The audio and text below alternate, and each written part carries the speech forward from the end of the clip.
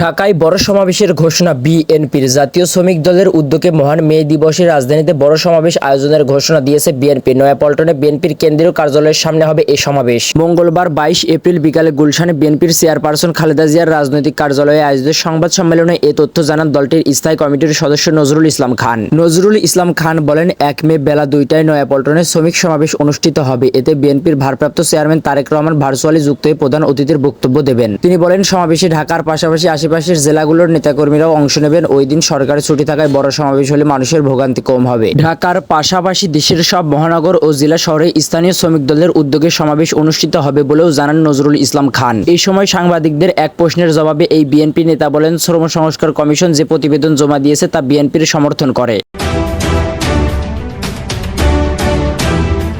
সুপ্রিয় দর্শক, দেশবাণীর পরবর্তী আপডেট সংবাদের জন্য চ্যানেলটিকে সাবস্ক্রাইব করে বেল আইকনটিকে বাজিয়ে রাখুন। আপনার মূল্যবান মন্তব্য জানিয়ে দিতে পারেন আমাদের কমেন্ট সেকশনে, আর ভিডিওটি শেয়ার করে অন্যকে দেখার সুযোগ করে দিন।